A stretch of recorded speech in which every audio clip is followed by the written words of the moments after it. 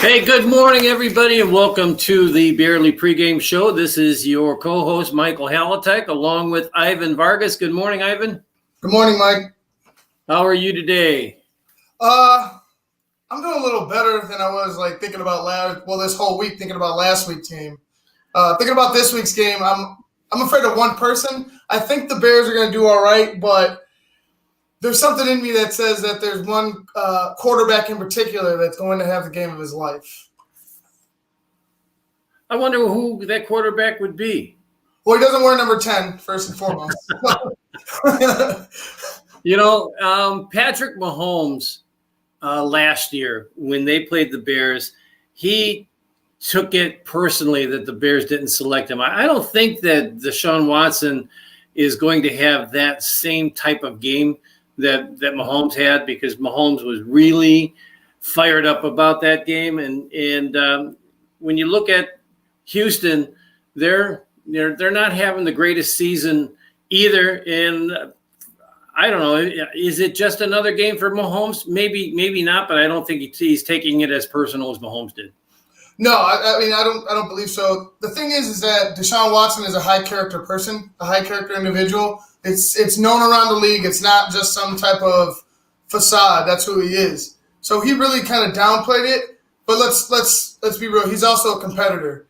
And some people compared him, I believe his coaches compared missing out on Deshaun Watson. I believe it was Dabo Swinney. Missing out on Deshaun Watson was like missing out on drafting Michael Jordan. So the whole, for somebody else, for a head coach, your head coach in college to hold you up to that standard, I mean, that's to say something about your competitiveness. But with that being said, deep down inside, Deshaun Watson is ready for this game. I think, he doesn't have a whole hell of a lot of weapons, so it's going to be Deshaun and everybody else. But, man, don't put it past them. Don't put it past them to light up the Bears. The way the Bears have been playing, don't put it past them.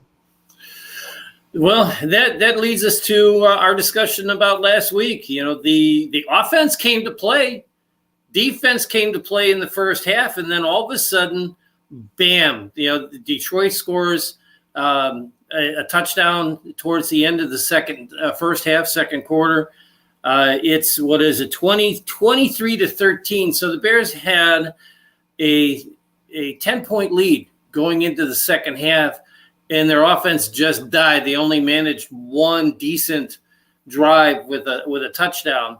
But even still, they had a 10-point lead at 30-20 going into the last 5 minutes of that game. And Detroit gets off a 96-yard drive that took 7 plays, did not use any timeouts, and boom, boom, boom, right down the field.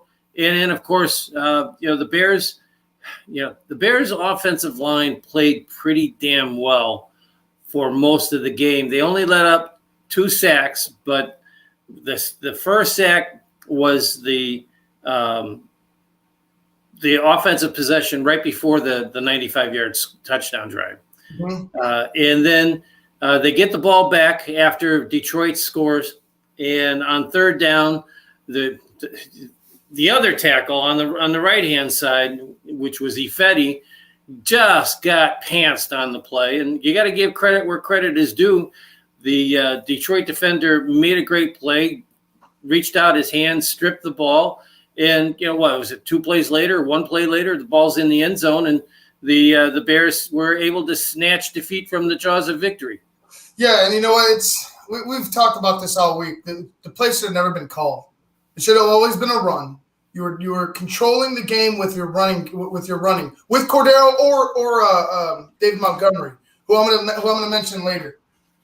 You were controlling things on the ground, and then you just got in your own way once again. I know Bill Lazor's making the play calls, but whenever Matt Nagy speaks, he always speaks of we as it's a team effort as far as coaching goes. So for me, I'm like, well, was it just Bill Lazor making that call, or was it that we situation where we are making that call? And it's not a decisive call. It's more of a decision made by a council rather than somebody making a final decision. You having somebody that holds responsibility for it. But it should have always been a run, and you can't blame that. I mean, You can blame the offensive line. Yeah, he made a shit play, but the guy was playing guard for most of the season, and then you bounce him off the tackle. You already knew he was slow.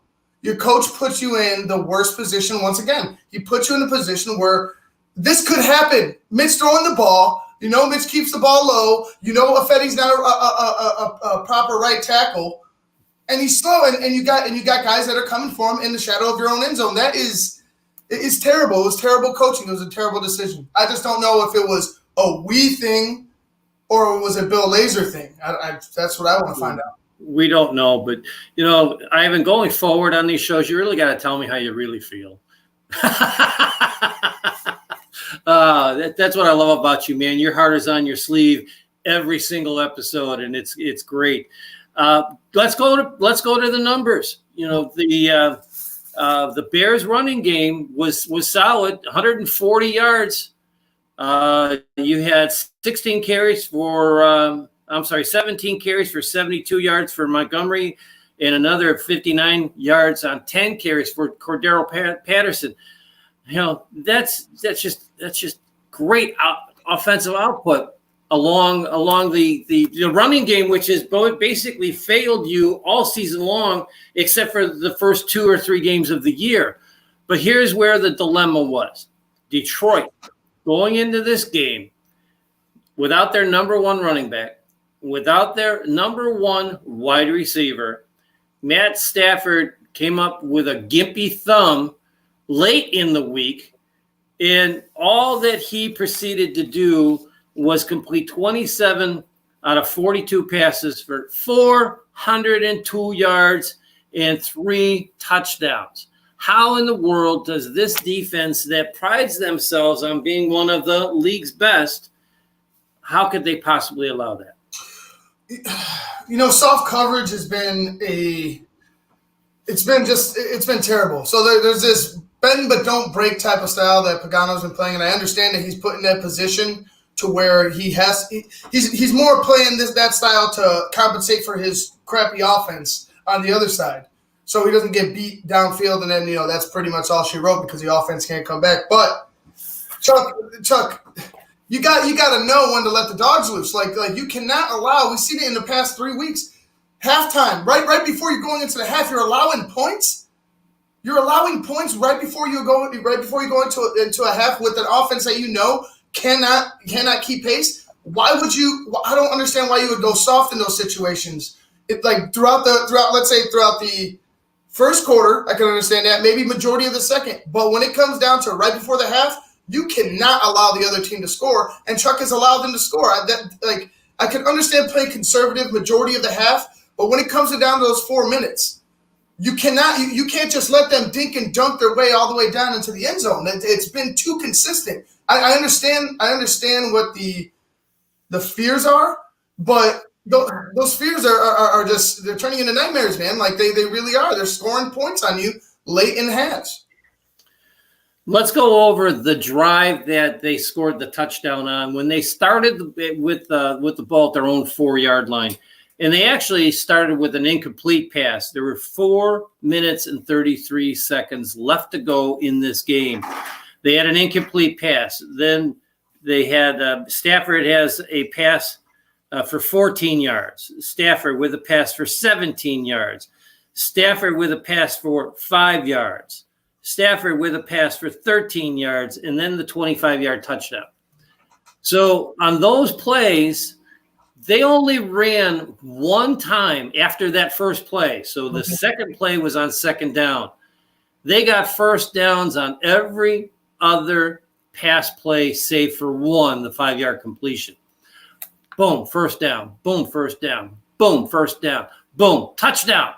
You can't allow that kind of ease to cut through what is supposed to be a top 10 defense when the game is on the line. You got a 2-score lead. And how many times have we sat here, and not just this year, Ivan, how many times have we sat here over the last 2 seasons and said, I'd love to see what the Bears can do if they just had a 2-score lead to protect turn the defense loose. And here we are, 4 minutes to go in the game. You turn the defense loose? No, you play a soft zone when you're only rushing three or four guys, not one dog, not one blitz, and they cut through your defense like a knife through butter, hot knife through butter. Yeah, I don't understand how that happens. I don't understand how you allow it. It's got to be. I mean, it just comes down to who wants it more. Right now, I think that there needs to be a focus from the fans. And look at the guys that really wanted on defense this game. Look at the guys who wanted, because this offense to the Texans shouldn't scare you. Deshaun Watson should scare you, but the offense shouldn't scare you as much. Who's going out there and who's deserving of being brought back next year? Because I'm pretty sure we're gonna have a new GM and possibly a new head coach, and that mean like getting different personnel in there as far as coaching and the front office. That could mean the axe for a lot of these guys. I don't put a lot of precedence into anything that the local guys say, although and some of them are even on our shows on when we go on Halitech Hall on Wednesdays. But when it hits the NFL Network and reported by Ian Rappaport, that's when you kind of have to perk your ears up and go, okay, what's going on? And Ian Rappaport reported today on the NFL Network and on his Twitter handle that both Nagy and Pace are in trouble. They're definitely on the hot seat. Now, of course, we can sit here and opine about their situation, but we're just fans talking football because this is what we're passionate about. But when it gets to that level, now you got to sit up and take some notice. You really do. And the Bears typically the Bears aren't national attention unless they're winning. So if usually this year wouldn't be as big of a deal if the Bears didn't have such a good defense, if they didn't still have that, I want to call it a shell, but they still have some life.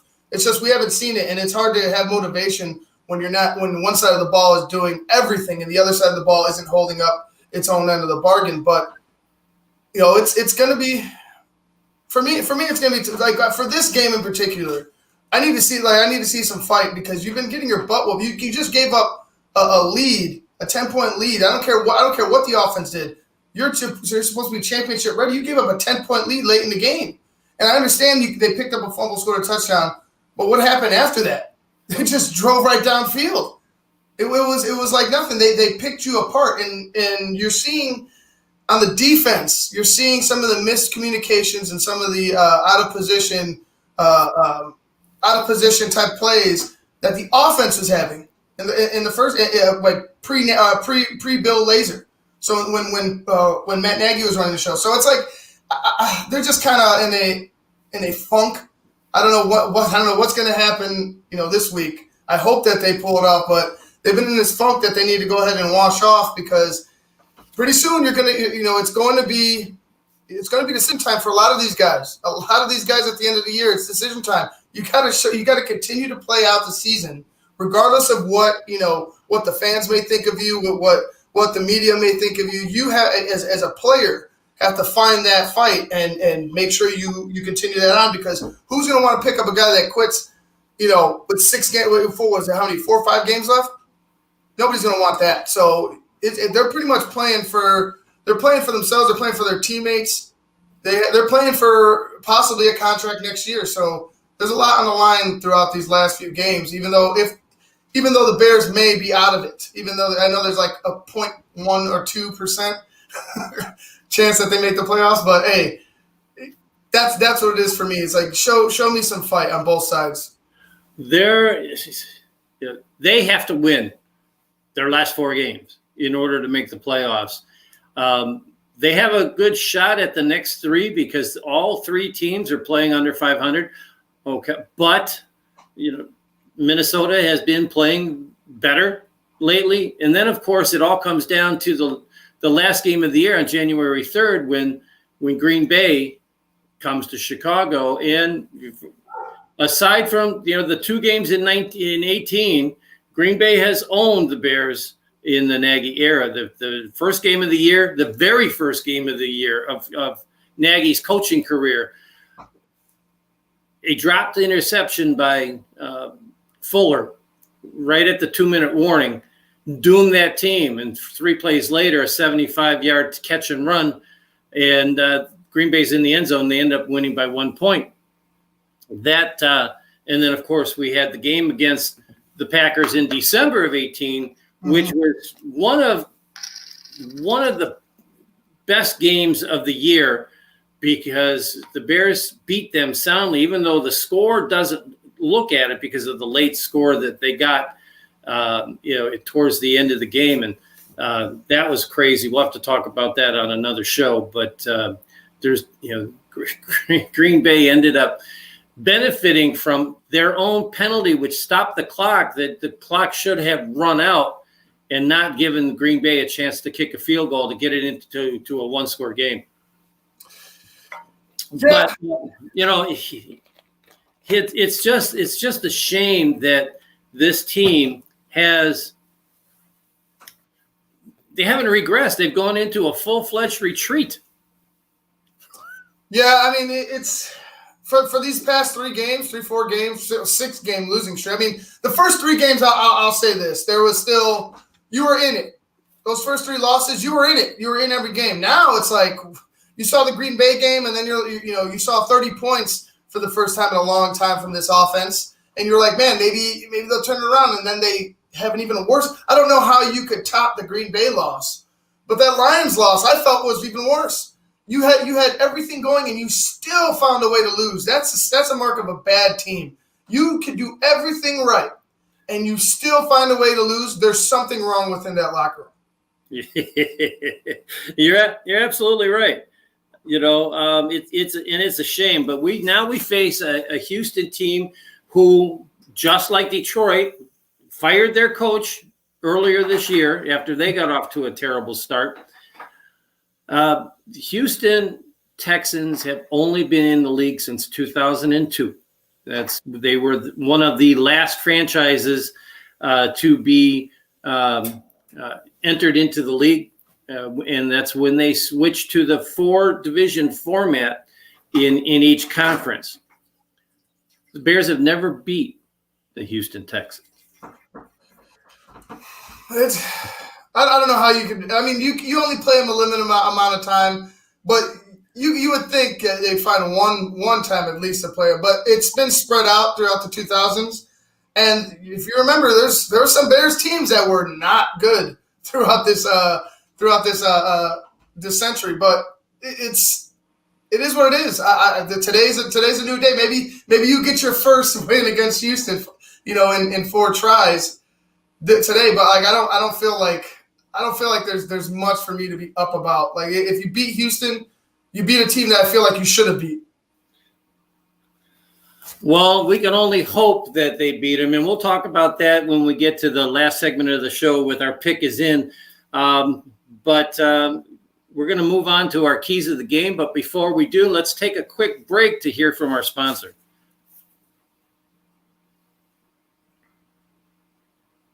I just heard my favorite band is in town. I'd love to get good seats, but everywhere I've looked, the ticket sites have crazy service fees. Haven't you heard of TixSplits? Who? TixSplits. They don't gouge you with crazy fees. The price they advertise is the price you pay, plus a small delivery fee. Never pay service fees again. Go to TixSplits.com today. TixSplits.com. Guaranteed seats, low prices. That's TixSplits.com. Every ticket, every venue, everywhere. TixSplits.com, and now you can save 5% by using promo code SPORTSLINE. You see it on the screen. Every ticket, every venue, everywhere, TixSplits.com. Not only are they guaranteed seats, but they also come with no service fees. So you can not only save money by going to TixSplits, you can also save even more money with the 5% promo code SportsZone. We're back on the Barely pregame show, and Ivan, keys to the game, man. Why don't we start with yours this time? Let's go back and forth with that. All right, that's fine. First one is actually going to bring up that the man whose jersey you're wearing, David Montgomery. Use him. And I don't mean abuse him. I mean use him. Like the guy's a weapon. He is a force. he doesn't go down on first contact. So you got to get. I mean, there's a necessity to get him open in some open space and let him work. And I mean, in the running game and in the passing game, you have to find a way to get the ball into Montgomery's hands. You see what he does. I mean, he doesn't have the, the knack on him is, he's not fast enough. I'm like, well, he doesn't necessarily need to be fast if he's an open, if he's schemed into open space and can break tackle after tackle. Like, a running back doesn't necessarily need to be a speed demon and run away from everybody. A running back needs to go ahead and get yardage as best as he can. So for me, the best thing to do for this offense is put the focus on David Montgomery today. Put the focus on David Montgomery to the rest of the season, because I feel like David Montgomery right now is your best weapon.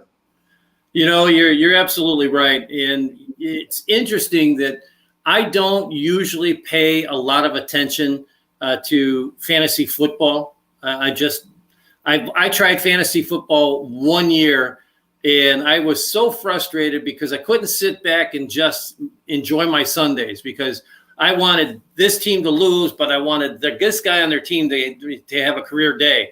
And it just absolutely it just ruined my Sunday. So I tried it 1 year and I forgot it. But earlier this week on NFL Network, during the week puts out their top 5 stardom and sit-em. And believe it or not, the Bears had 3 players as must-starts on NFL Network, and David Montgomery was one of them. And the other 2 were, of course, Allen Robinson and Cole Kmet. So it'll be interesting to see what those guys can do offensively against Houston. I would like to see Cole Kmet, as well. I know I mentioned David, but Cole Kmet last week, he looked like he played the most relaxed I've seen him all season. He looked comfortable. He looked like he knew what he was doing. I'm sure there's still growing pains, but I like the way Cole Kmet has been progressing along. Even though I feel like he's gonna run into a new offense next season. But my number two key for today: stop Deshaun Watson.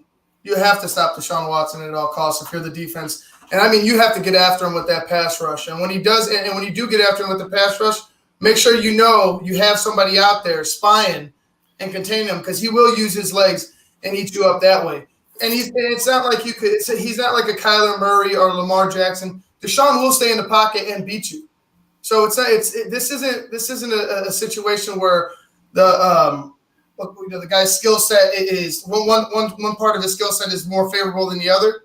But Deshaun he's all world. He could do it all. So for me, you have to get after him. And when you get after him, get home. And if you don't get home, make sure you're containing. Don't let him break loose and beat you with his legs. That is such a key. And that's been the Bears' problem all year round, is not getting home. We'll talk about not getting home in my picks in just a couple of minutes. But in your third pick? Yeah, my last one is actually more for the fans. Like, it's more key for the fans.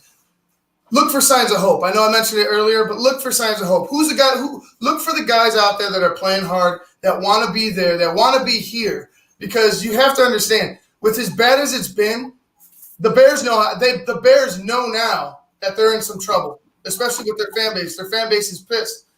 You have to find the guys that want to be here. And I'm talking about as far as you could pretty much chalk it up to the players, because I think possibly majority of the coaching staff and the front office are gone. But look for the players. Find out who you want on this team. Find out who they should keep on this team. It's not like you're going to make the decision, but point them out, because guys you need to find, as far as fans, you need to find some signs of hope. And there is signs of hope coming at the end of the year. Trust me, I believe that. But you have to find signs of hope on the field as well. And I think that's a key. Look for the guys that are going and giving their all. Absolutely. Hey, we got a couple of comments from some of our faithful. Vernon asked, is Nagy, Pace, and Thompson fired yet? Okay. No, Nagy and Pace aren't. Ivan, do you know who Thompson is? No, I'm pretty sure he's talking about Millhouse up top with Ted Phillips. That's who I thought he was talking about. It'll be interesting. Yeah, I hope so. Hey, somebody named Frederick said, "Let's go Texans," and I'm glad we've got some fans from the other teams as well. Our somebody that's near and dear to my heart, Millie out of Kansas City, saying, "Good morning, guys. Good morning, Millie. I hope we can bring you a Bears victory today." And Patrick Shire, who's writing in all the way from California, says today is going to be a game of teams with coaching issues. It's anyone's game today. And yep, Patrick, you're absolutely right. It is definitely anybody's game today. So thank you guys for your comments. Keep them coming. We appreciate it. But now getting to my keys of the game. Number one, defense. The Bears have to dominate on defense. They have to they got to get their groove back. It's just as simple as that. 2 weeks in a row, they've given up 75 points in untold yards. And I think this is a game where the defense can get healthy. So let's hope that happens today. Yeah, I hope so. I mean, like I said before, you have to show aggression, but you have to be aware who's back there at quarterback, and that's Deshaun Watson. So for Chuck, don't lay back. Don't have a bend and take it approach when it comes, when it gets late in the half. Be tough, be aggressive, stop them. 3 points is fine. I'm cool with 3 points. 6 is inexcusable to me. Yeah, you're absolutely right. What I'd love to see Pagano do is do some things that he hasn't put on tape yet this year, and one of those things is, zero. Have a zero blitz. Man, you could just, I don't know, throw. We're going to talk about throwing caution to the wind here in number 2, but we've got to do it on defense as well. You just got to play aggressive for 60 minutes. Number 2, play to win. Simple as that. Number 2, play to win. Have fun. Throw caution to the wind. Do some gadget plays. We haven't seen any gadget plays from Nagy, seems like, since the 2018 season. So get out there, have some fun, play football the way you can play football, and come back with a victory. It's hard to run gadget plays when your entire offense is a gadget. So I mean, to me, you could barely do the things you want to do well, the things that you create and you have to have multiple steps for. I'll just run the ball. For me, just run the football. As simple as that for this offense. Let's hope. And number 3, they got to win the turnover battle. It's as simple as that. The Bears defense has not been taking the ball away. The Bears offense has been giving it away. The game in Texas where Montgomery fumbled and that created a come from behind margin that was just too steep to overcome. Mm-hmm. The game last week where you have a fumble with only 2 minutes left to go in the game, giving Detroit prime real estate, and they walked the ball in a couple of plays later. Mm-hmm. The Bears offense showed some signs of life last week, which was nice to see. They did score 23 points in the first half. The Bears, you got to go back. What's 16 and 16 and 32 and 12 is 44. The Bears are now 19 and 5 in Nagy's tenure as head coach, where they score a touchdown in the first half. But 2 of those losses are in back-to-back weeks against Green Bay and Detroit. Go figure. They finally get touchdowns in the first half, and they can't, and their defense falls apart in the second half. Quarter story. No, it is. It's true. The crazy thing is that they still can't find a way to score in the third. Mike, if we could score in the third quarter, if we score 1 touchdown in the third quarter, a few of these games are different. We're talking about maybe 3-4 more wins. 1 more touchdown. That's it. Yep. And that was at the beginning of the season, the middle of the season. We're talking about the Rams. We're talking about the Saints. Those games were winnable games. And if you can't just get the one, we're talking about 6 points. I'm not even imagine if they just missed the extra point, just the 6. Just give me the 6, and you win some of these games. So how many games the Bears have scored a touchdown offensively this season? How many? Oh, my God. One frickin' time. They have scored in the third quarter 2 games, but one of those games was Cordero Patterson's kickoff return to begin. What was it? The Minnesota game? I believe it was the Minnesota game. They haven't even scored a field goal. They haven't scored a field goal.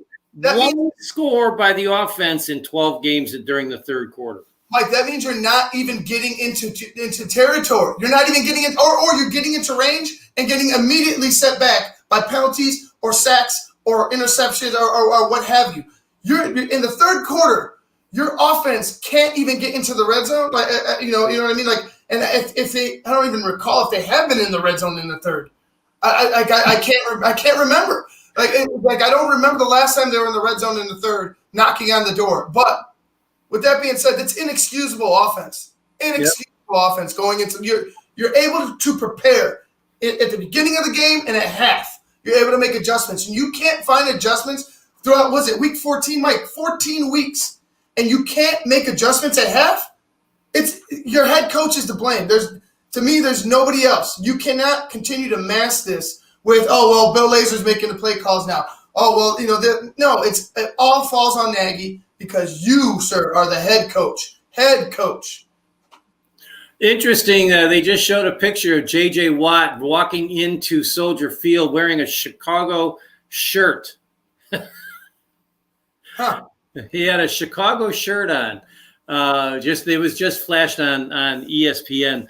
And before we get to History Corner and our picks for today's game, the inactive list just came out. There's only 4 names on the inactive list. Buster Skrine is out with a concussion. Latavius Simmons, Daniel McCullers, and James Waters. So aside from Skrine, no real surprises there in terms of starters. There was some thought that maybe Mooney would be a game time decision. Mooney was out all week long, but it wasn't injury related, and nobody has been very forthcoming about what his personal, quote unquote, personal issues were that kept him away from the practices this week. So pretty light considering how, if you looked at the injury report, it was quite lengthy earlier in the week.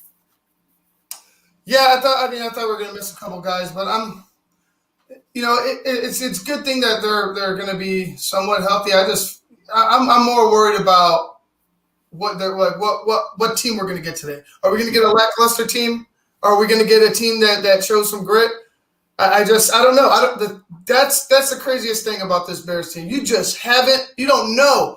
In 3 years, you don't know. Well, I guess the only thing that I'm going to say about that is I hope to God that they don't open Club Dub up if they actually win a game today. There is absolutely no reason to celebrate a win this late in the season when you have played as poorly as you have. Hey, our history corner this week. This is something special. No, I was not at this one game, Ivan. But yesterday was the anniversary of Gale Sayers' rookie season. He scored 6 touchdowns against San Francisco. Now, that's impressive enough as it is, but he barely played in the fourth quarter. You know how many times he carried the ball rushing in that game? How many was that? Like 9. 9 times. He only carried the ball 9 times. Scored 4 touchdowns. You know how many times he caught the ball out of the backfield? Twice. You're exactly right. And one of those was an 85-yard screen pass early in one of his first touchdowns of the game. And then he also touched the ball 5 times on special teams, including the 6th touchdown in the fourth quarter. So go and figure. He only touched the ball on offense 11 times and scored 5 touchdowns. He averaged 21 yards every time he touched the ball, offense and special teams. Absolutely the most crazy offensive output I have ever seen in my life. Of course, didn't get to see it live because back in the 1960s and into the 70s, home games in Chicago were blacked out by the NFL. So, but of course, there's films that you can see. Go to YouTube, man. Look up Gale Sayers 1965, and you'll see the clips from the game. And that game was played on an absolute slop of a field at Wrigley Field. It had rained. It rained throughout the game, and it was just absolutely a quagmire by the time that game was over. And when you look at the punt return and where he was able to make moves, and people are sliding all over the field, absolutely the single greatest game by not any Bear, but any player I've ever seen in my life. And I've been watching football for 60 years. I mean, whenever you have 6 touchdowns, it's kind of amazing, isn't it? Like, and then the way he did it, only touching the ball 8 times, 9 times, and then 2 times out of the backfield. Didn't he have a punt return? Yeah, you said he had a punt return in there. Yeah, but they had taken him out of the game pretty much after the third quarter because they'd already scored 5 touchdowns. They were way up. I forget the final score. The Bears scored 61 points. I think it was 61-21 was the final score of the game. And he wanted to keep Gale Sayers from getting injured. So he did put him back in for one last time on the field on the punt return. And all he did was return that punt. I think it was either 84 or 86 yards. And he basically just jogged into the end zone. There was no 49er defender from the kick team within 20 yards. The guy was electrifying. He was, and his time in the NFL was cut way too short. And I think there is not one person in the NFL that has looked at the NFL and knows anything about Gale Sayers that wouldn't say the same thing about the man.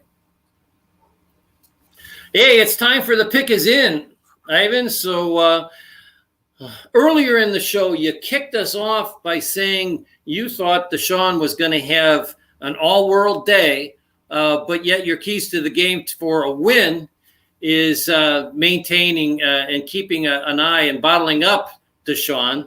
So what's it going to be? Is Deshaun going to have an all-world game, or is the Bears going to be able to contain him and win? Well, I think he's going to have an all-world game, and the Bears are going to still win because I don't think that defense for Houston is going to be able to stop a lifeless Bears offense. But I think the Bears offense is going to do enough that where the Bears defense is going to be on the field as often. But I think the Bears defense is finally going to come up big to one of your points. They're going to finally find the turnovers because I believe they're going to get to Deshaun 1 or 2 times. Deshaun fights, when defenders do get to him, he fights. Like, he's not going to just go down easily, and that ball is being carried, very loosely at points. So, I mean, you have ability to knock it out. You have an ability to intercept the ball. I think you need a big time game like you were alluding to in your keys to the game to win. But for me, I think the Bears are going to do enough on offense and have a great day on defense, and then they're going to end up winning by 10 points, 33-23. Good choice, Ivan. And for those of us that are listening for watching our show for the first time, Ivan and I do not discuss our picks prior to the game at all. We don't discuss our keys to victory. So sometimes they're pretty similar. But before we go with my pick, Millie says the Bears are going to win 14-10.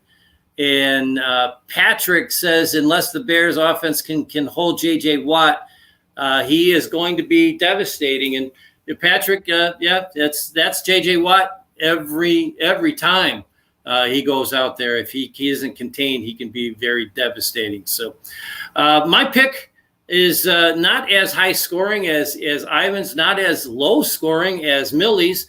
If the Bears can get a short field a couple of times, because of defensive or special teams play, I think the Bears can pull this game off, and the score I have is 27-17 in favor of the Chicago Bears. So that about wraps us up for the show. We've got about 1 minute left. Ivan, you got anything for us? Just enjoy the game. Enjoy the game. There's going to be a lot of games that are going to be good. I mean, I enjoy the Bears game for sure, but just for me, look for the silver lining, because I've been way too down all this year. Every loss has been like, heart wrenching, gut wrenching, and I just want to find the silver lining. So for me, look for the good. Don't necessarily destroy them for the bad, because we know how bad they are. But look for the good, because with the good stuff, you could take that into the next season. You could take that into the next regime. We will be talking more about today's game on Wednesday during the Halatek Hall show. So I wish you guys would all join us at 6:30 Wednesday Central Time, from 6:30 until 8 p.m. Ivan and I, we always hope to always have a guest on the show, and the last couple of guests have been great. So John Buffone was on our show a couple of weeks ago. And EJ Snyder from Windy City Gridiron last week was one of the best shows we've ever had, because he was just so thorough in what he was talking about with what the Bears should do, or maybe should do, or will they do about the management system. And if you haven't, go to YouTube or go to Halatek Hall on Facebook and look up the episode from this past Wednesday and listen to EJ. You'll want to follow every episode you ever can find of him, because he's absolutely amazing at what he does. So with that, this is Mike Halatek saying bear down. Ivan, we'll catch you during halftime and at the end of the game. You'll catch me like in a couple seconds, and then halftime and the end of the game and throughout the day. All right, guys, hey, bear down, Mike. Bear down. If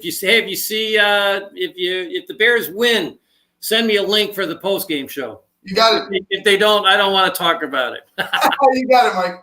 Bear down. I just heard my favorite band is in town. I'd love to get good seats, but everywhere I've looked, the ticket sites have crazy service fees. Haven't you heard of TixBlitz? Who? TixBlitz. They don't gouge you with crazy fees. The price they advertise is the price you pay, plus a small delivery fee. Never pay service fees again. Go to TIXBLITZ.com today. TixBlitz.com. Guaranteed seats, low prices. That's TixBlitz.com. Every ticket, every venue, everywhere.